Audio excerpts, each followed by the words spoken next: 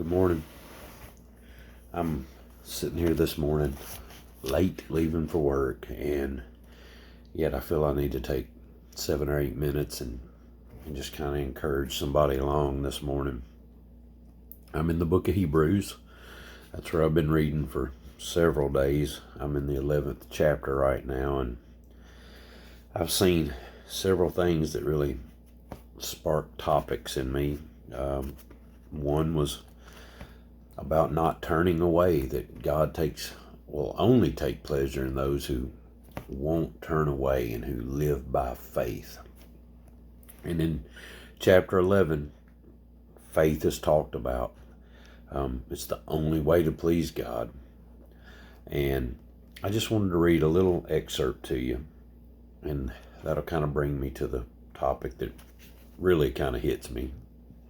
It was by faith that Abraham obeyed when God called him to leave home and go to another land that God would give him as an inheritance. He went without knowing where he was going, and even when he reached the land God promised him, he lived there by faith. For he was like a foreigner living in tents. And so did Isaac and Jacob, who inherited the same promise. Abraham was confidently looking forward to a city with eternal foundations, a city designed and built by God. It was by faith that even Sarah was able to have a child when she was barren and was too old. She believed that God would keep his promise. And so a whole nation came from this one man who is as good as dead. A nation with so many people that, like the stars in the sky and the sand of the seashore, there's no way to count them. All these people died still believing what God had promised them. They did not receive what was promised, but they saw it from a distance and welcomed it. And here's the verse I really want to get to. They agreed that they were foreigners and nomads here on earth. Obviously, people who say such things are looking forward to a country they can call their own. Look, this has hit me for some time, that this world is not our home. This is a proving ground for our faith. This is the place where we come to know the character of God and learn to become like him. We pass through here. Everything, both good and bad, that you'll encounter in this earth is meant to either shape and mold you into the character of God. Without evil, you would never know and appreciate good. Without hard times, you would never be grateful for just the good times when they come. There's seasons in life, and we have to learn to embrace the good ones with the bad ones, knowing that none of it lasts forever.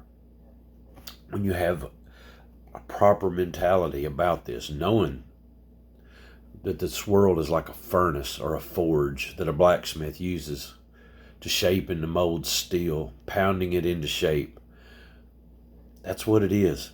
And God uses this to form something in you that will be worthy of spending eternity with him, you carrying his character out of this world into the next. They agreed they were foreigners and nomads here on earth. It just named all of these people lived that way. And then did we see Jesus himself live that way? Yes. Did we see his disciples live that way? They went from flag-waving patriots to an understanding of this. You've seen these men die without carrying swords, bullets, guns. You didn't see them fighting for the nation of Israel, but becoming a member of what true Israel looks like. A man and woman who would do the will of God. Jesus plainly described what a true Jew is, what a true Israelite is. Pay attention to these things. Pay attention to what your Bible really says, not necessarily what you've been taught. Go to God, hear him for yourself. It's all really simple, and it's really right here. It's right here, and God's inviting you into a personal one-on-one relationship with him, where you sit before him, you read, you come to know. Your eternity is weighing in the balance. And you've got the opportunity to separate any man between you and God and go directly to God yourself.